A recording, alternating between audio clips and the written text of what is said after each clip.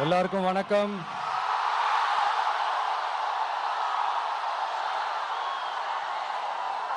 எல்லாரும் எப்படி இருக்கீங்க? சாப்பிட்டீங்களா?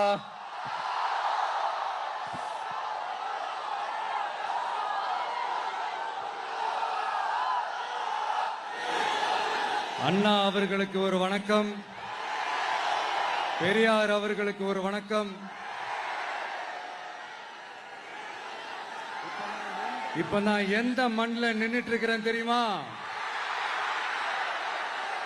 நாகூர் ஆண்டவர் அன்போட நெல்லுக்கடை மாரியம்மன் அன்னை வேளாங்கண்ணி ஆசியோட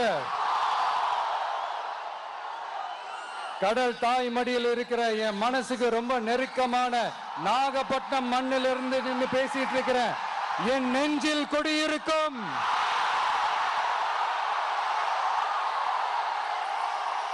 உங்கள் அனைவருக்கும்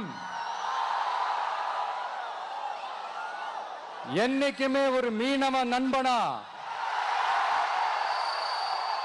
இருக்கிற இந்த விஜயோட அன்பு வணக்கங்கள். இந்த கப்பல் இருந்து வந்து இறங்குற இந்த பொருட்களை எல்லாம் விற்கிறதுக்காக அந்த காலத்துல அந்தி கடையெல்லாம் நாகப்பட்டினத்தில் இருக்கும்னு கேள்விப்பட்டிருக்கிறேன். மீன் பிடிக்கிற தொழில், மற்ற தொழில்கள், இந்த விவசாயம், எந்த பக்கம் திரும்பினாலும் எப்படி பார்த்தாலும் உழைக்கிற மக்கள் இருக்கிற ஊர் தான் நம்ம நாகப்பட்டினம் ஊர். மத வேறுபாடே இல்லாத, அனைவருக்கும் பிடித்து போன, மத சார்பின்மைக்கு எடுத்துக்காட்டாக வாழ்ற உங்கள் அனைவருக்கும் மீண்டும் என்னுடைய சிரம் தாழ்ந்த ஸ்பெஷல் வணக்கங்கள். இந்த தமிழ்நாட்டில்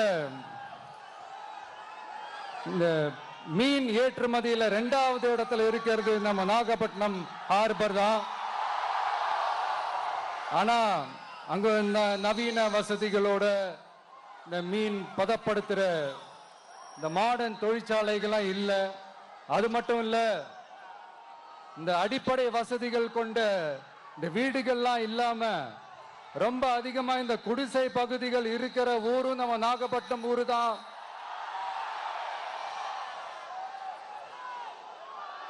இந்த முன்னேற்றத்திற்கெல்லாம் எங்கள் ஆட்சி தான் சாட்சி.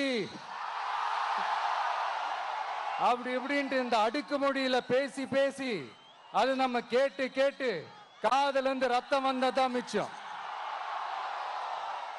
இவங்க ஆண்டது பத்தாதா?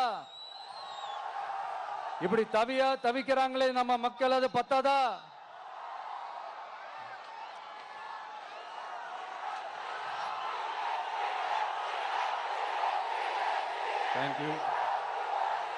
தேங்க்யூ.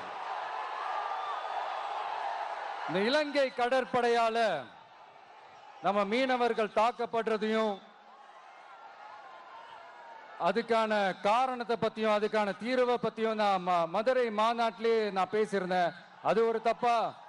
மீனவர்களுக்காக குரல் கொடுக்கறதும் அவங்களோட நிக்கிறதும் நம்மளுடைய கடமை, நம்மளுடைய உரிமை.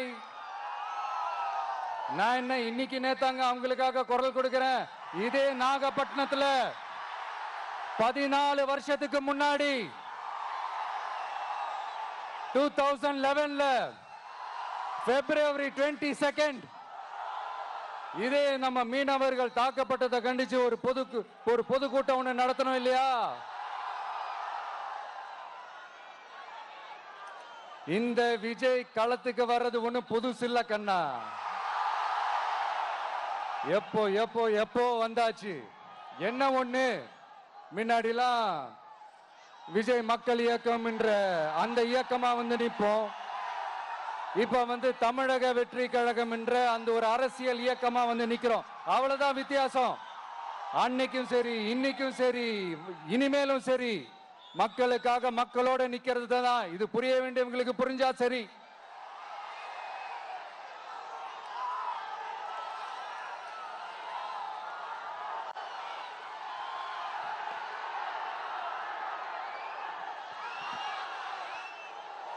மீனவர்களுக்காக குரல் கொடுக்கிற இதே சமயத்துல நம்ம தொப்புள் கொடி உறவுகளான ஈழத் தமிழர்கள், அவங்க இலங்கையில் இருந்தாலும் உலகத்துல எந்த மூலையில இருந்தாலும்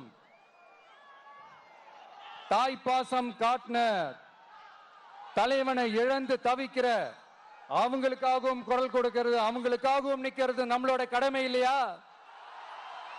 மீனவர்களோட உயிர் எந்த அளவுக்கு முக்கியமோ அந்த அளவுக்கு ஈழத் தமிழர்களோட அவங்களுடைய கனவுகளும் அவங்களுடைய வாழ்க்கையும் நமக்கு ரொம்ப ரொம்ப முக்கியம். நம்ம மீனவர்கள் படுற இந்த கஷ்டத்தை எல்லாம் பார்த்து ஒரு பெருசா ஒரு கடிதம் ஒண்ணு எழுதிட்டு அதுக்கப்புறம் கப்சிப்னு சைலண்டா போறதுக்கு நாம ஒண்ணு இந்த கபட நாடக திமுக அரசும் கிடையாது. மத்த மீனவர்கள்னா இந்திய மீனவர்கள், நம்ம மீனவர்கள்னா தமிழக மீனவர்கள், இப்படி பிரிச்சு பார்த்து பேசுறதுக்கு நாம ஒண்ணு பாசிச பாஜக அரசும் கிடையாது.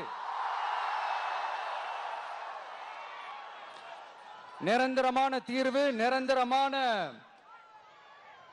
ஒரு இந்த ப்ராப்ளத்தை சால்வ் பண்றதுதான் நம்மளுடைய ஒரு முக்கியமான ஒரு அஜெண்டாவே. சரி, இப்ப நம்ம நாகப்பட்டினம் ஏரியாவுக்கு வருவோம்.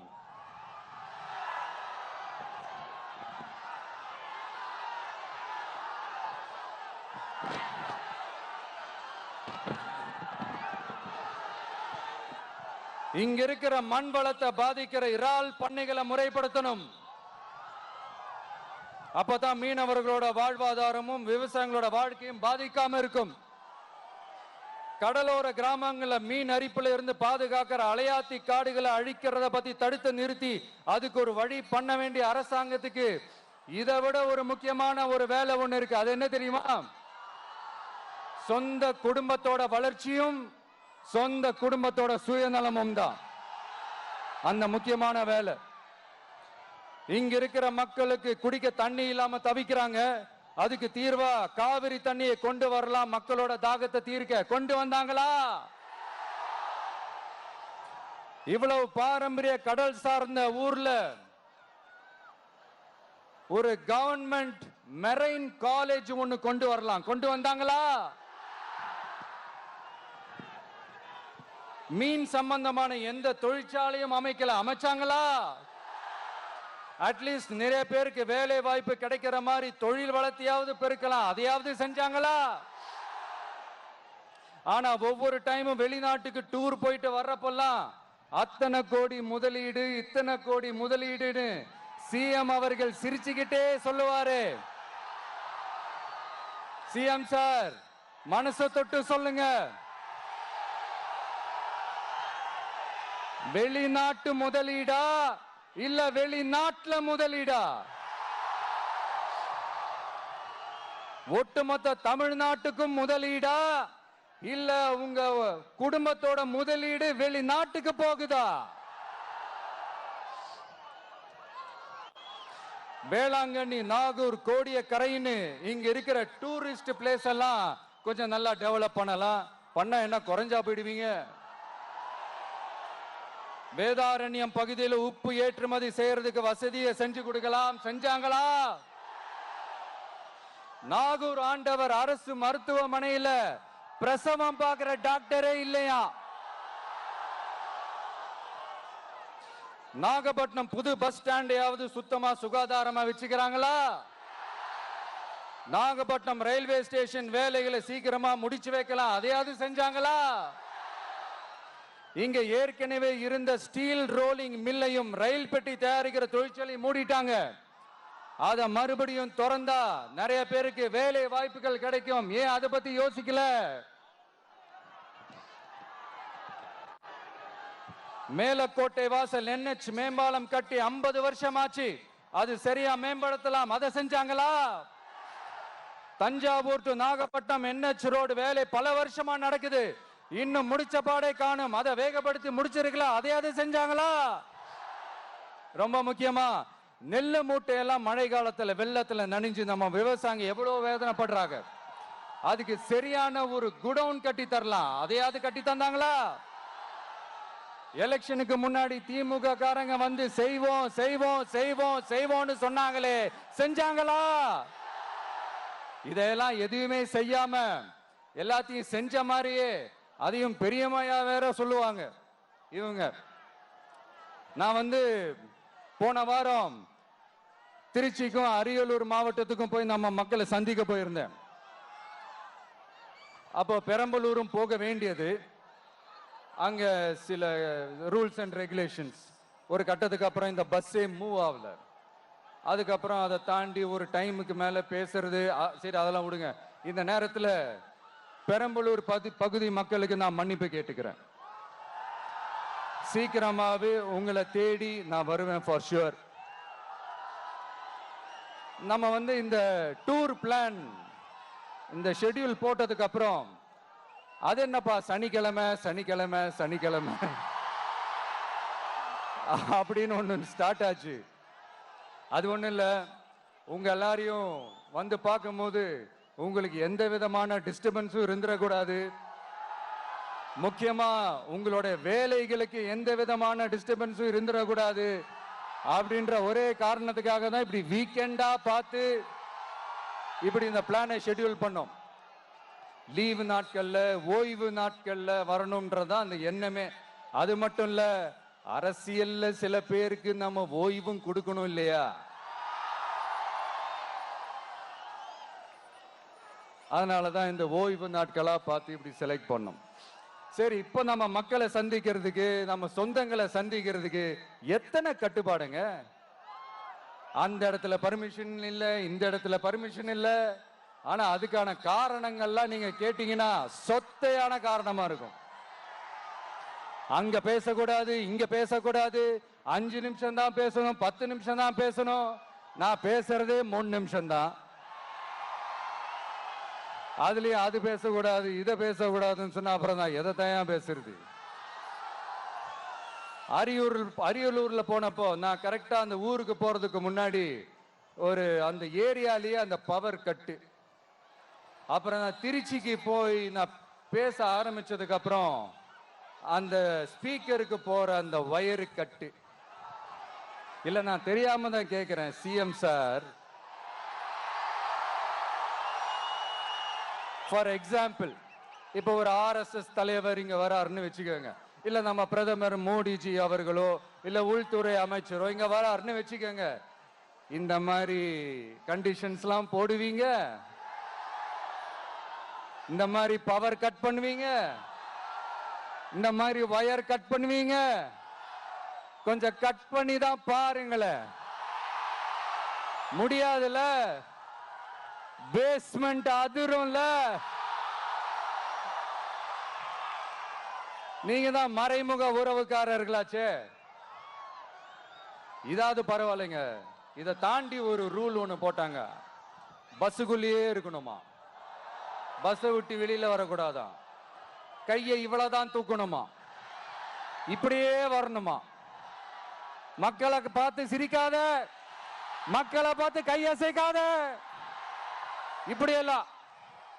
ஐயோ ஐயோ ஐயோ, நானும் என்னவோ ஏதோ நினைச்சேங்க. செம்ம காமெடியா இருக்குங்க. I am just enjoying like anything. நேரடியாவே கேட்கிறேன், சிஎம் சார் மிரட்டி பாக்குறீங்களா? அதுக்கு இந்த விஜய் ஆள் இல்ல சார், அதுக்கு நாம ஆள் இல்ல சார். என்ன செஞ்சிருவீங்க? மேக்சிமம் கொள்கைய சும்மா பேருக்கு மட்டும் வச்சுக்கிட்டு குடும்பத்தை வச்சு கொள்ளையடிக்கிற உங்களுக்கே இவ்வளவு இருந்தா, சொந்தமா உழைச்சி சம்பாதிச்ச எனக்கு எவ்வளவு இருக்கும்?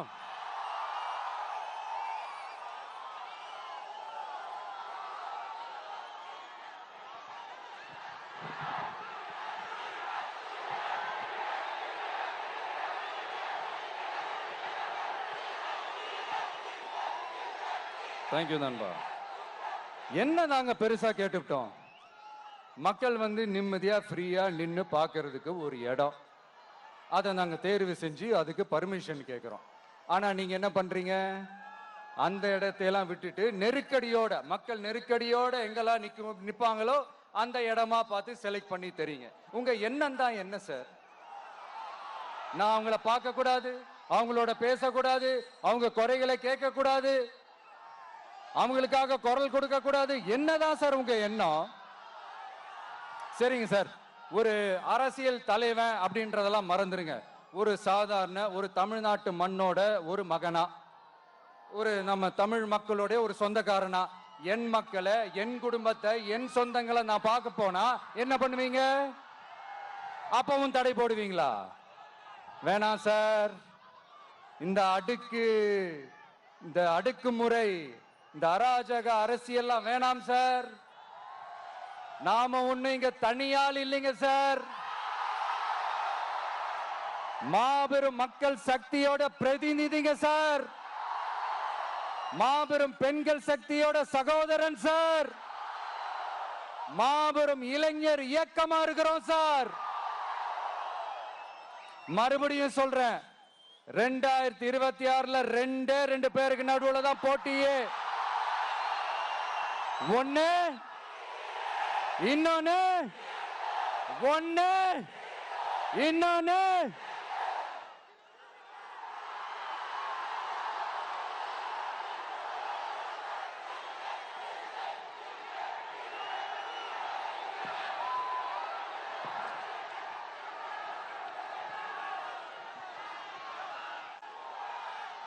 இந்த பூச்சாண்டி வேலையெல்லாம் காட்டுறதை விட்டுட்டு தில்லா கெத்தா நேர்மையா எலெக்ஷனை சந்திக்க வாங்க சார். பார்த்துடலாம் சார். கொள்கையை பேருக்கு மட்டும் வச்சுக்கிட்டு குடும்பத்தை வச்சு தமிழ்நாட்டை கொள்ளையடிக்கிற நீங்களா, இல்ல தமிழ்நாட்டில் இருக்கிற ஒவ்வொரு வீட்டுக்குள்ளேயும் ஒருத்தனா இருக்கிற நானா, இந்த விஜயா? பார்த்துடலாம் சார். இனிமேலும் இந்த தடைகள்லாம் போட்டீங்கன்னா நான் நேரடியா மக்கள்கிட்டயே பர்மிஷன் கேட்டுருவேன். மக்களே நீங்க சொல்லுங்க, நான் உங்களை பார்க்க வரக்கூடாதா? நான் உங்களோட பேசக்கூடாதா? உங்க குறைகளை நான் கேட்க கூடாதா? உங்களுக்காக நான் குரல் கொடுக்க கூடாதா? இப்படி நமக்கு தடையா போடுறாங்களே, இந்த திமுக அரசு மறுபடியும் ஆட்சிக்கு வரணுமா? உங்க நல்லதுக்காக நம்ம உங்க டிவிக்கு ஆட்சி அமையணுமா? சத்தமா சத்தமா கேட்டுச்சா மை டியர்? ஏன்பா, நான் தான் அப்பவே சொன்னல, அவருக்கு ஆசையா பாசமா கூப்பிட்டா பிடிக்க மாட்டேங்குது. ஏன்பா மறுபடியும்? கேட்டுச்சா சிஎம் சார்?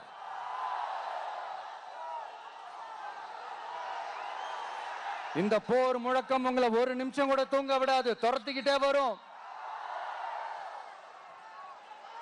கான்பிடண்டா இருங்க, நல்லதே நடக்கும், வெற்றி நிச்சயம். திருவாரூர் நாளே திருவாரூர் தியாகராஜர் கோயில் ஆடி தேர் தான் உடனே மனசுக்கு ஞாபகத்துக்கு வரும். திருவாரூர் தேர்னா சும்மா வாங்க, இந்த மண்ணோட அடையாளமாச்சு.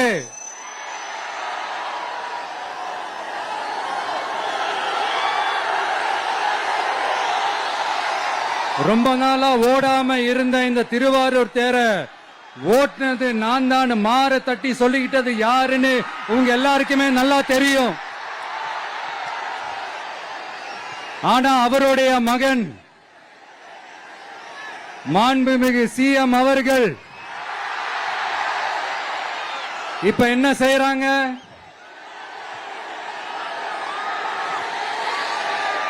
நல்லா ஓட வேண்டிய தமிழ்நாடு என்ற தேர நாலா பக்கமும் கட்டைய போட்டு ஆடாம அசையாம அப்படியே நிப்பாட்டிட்டாரு. இத பெருமையா வேற சொல்லிக்கிறாரு, சவாலா வேற சொல்லிக்கிறாரு. திருவாரூர் மாவட்டம் தான் அவங்களுடைய சொந்த மாவட்டம்னு பெருமையா சொல்லிக்கிறாங்க.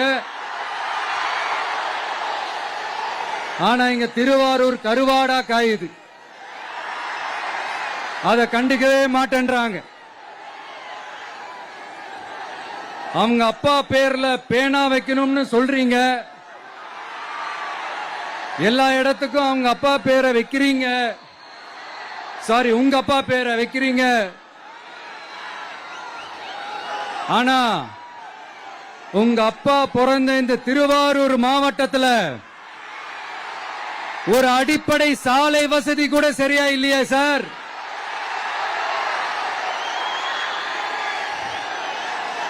நாகப்பட்டினம் மாதிரியே திருவாரூர்லயும் அதிகமா குடிசை பகுதிகள் இருக்கிற ஊர் இந்த திருவாரூர் ஊர் தான்.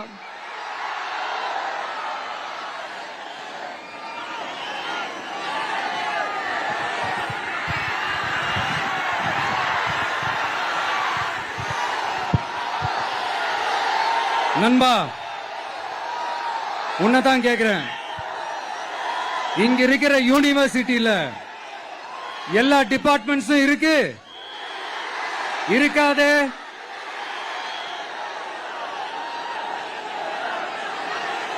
இங்க இருக்கிற மெடிக்கல் காலேஜுக்கு வைத்தியம் பார்க்கிற லெவல்ல தான் இருக்கு. நண்பா, இங்க இருக்கிற மெடிக்கல் காலேஜ்ல எல்லா எக்யூப்மெண்ட்ஸும் வேலை செய்து செய்யாதே?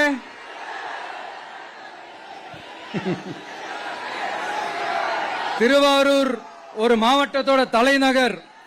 ஆனா திருவாரூர் பஸ் ஸ்டாண்டுக்கு NHல இருந்து சரியா ஒரு ரோடு இருக்காதே? கும்பகோணம், ஜெயங்கொண்டம், விருதாச்சலம், நீட்டாங்கலத்திற்கு புதிய ரயில் பாதை அமைக்கணும் என்ற கோரிக்கை 50 வருஷமா நிறைவேறாம இருக்கு. இந்த மாவட்டத்தில் ஒரு மந்திரி ஒருத்தர் இருக்கிறார். அவரோட வேலை என்னன்னு தெரியுமா? சிஎம் அவர்களுடைய குடும்பத்துக்கு சேவை செய்யறது. அவர் தான் அவருடைய வேலை. மக்கள் தான் இம்பார்ட்டன்ட்னு அவருக்கு நாம புரிய வைக்கணும். உங்களுடன் ஸ்டாலின், உங்களுடன் ஸ்டாலின், உங்களுடன் ஸ்டாலின் உங்க குடும்பத்துக்கு மட்டும்தான் சொல்லிக்கிறணும். மக்கள் கிட்ட அதை நீங்க சொல்லவே முடியாது. ஏன்னா நீங்க தான் மக்கள் கூடவே இல்லையே. இத நான் சொல்லல, ஒரு ஃபேமஸான ஒரு வார பத்திரிகையில் அதை மென்ஷன் பண்ணியிருந்தாங்க. அதைத்தான் நான் ரிப்பீட் பண்றேன். அப்புறம் இன்னொரு முக்கியமான ஒரு விஷயம், நம்ம இந்த டெல்டா பகுதியில் இருக்கிற விவசாயிங்க ஒரு கொடுமையா ஒண்ணு அனுபவிச்சுட்டு இருக்கிறாங்க. அந்த புகார் ஒண்ணு வந்தது. அது என்னன்னா, இந்த மாவட்டத்தில் இருக்கிற இந்த கொள்முதல் மையங்கள்ல இந்த நெல்ல ஏத்தி இறக்கிறதுக்கு, அதாவது லோடிங் அண்ட் அன்லோடிங், அதுக்கு ஒரு 40 கிலோ மூட்டைக்கு 40 ரூபா கமிஷன் வாங்குறாங்களாம்.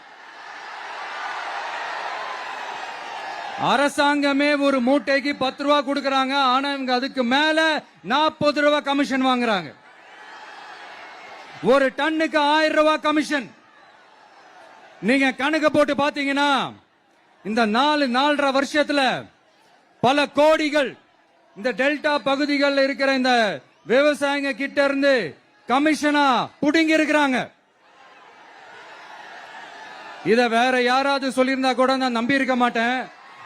ஆனா என்கிட்ட சொன்னதே விவசாயிங்க தான். விவசாயிங்க பொய் சொல்ல மாட்டாங்க. சிஎம் சார்,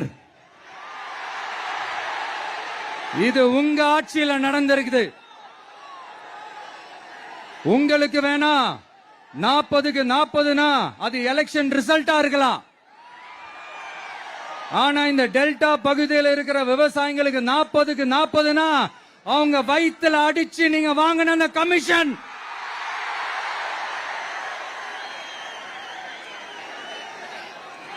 இது உங்க ஆட்சியில நடந்திருக்குது. சிஎம் சார், இதுக்கு என்ன பதில் சொல்ல போறீங்க?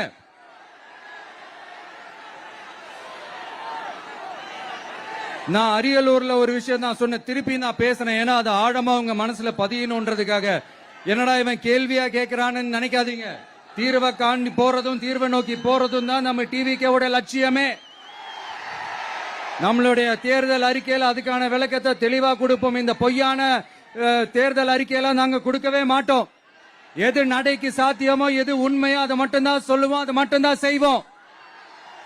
கல்வி, ரேஷன், மருத்துவம், குடிநீர், அடிப்படை சாலை வசதி, மின்சாரம்னு, பெண்கள் பாதுகாப்பு, சட்டம் ஒழுங்கம்னு, இந்த மாதிரி அடிப்படை விஷயங்கள்ல நோ காம்ப்ரமைஸ். சிம்பிளா நம்மளுடைய விஷன் என்னன்னு சொல்லணும்னா, ஏழ்மை வறுமை இல்லாத தமிழகம், குடும்ப ஆதிக்கம் இல்லாத தமிழகம், ஊழல் இல்லாத தமிழகம், உண்மையான மக்களாட்சி, மனசாட்சி உள்ள மக்களாட்சி. கான்பிடண்டா இருங்க மக்களே, நல்லதே நடக்கும், வெற்றி நிச்சயம். மீண்டும் சந்திக்கும் வரை நன்றி, வணக்கம். நண்பா, ஒரே ஒரு டவுட், எங்க போனாலும் இது வெறும் சும்மா கூட்டம், ஓட்டு போட மாட்டாங்கன்னு சொல்றாங்க. அப்படியா? இது என்ன சும்மா கூட்டமா?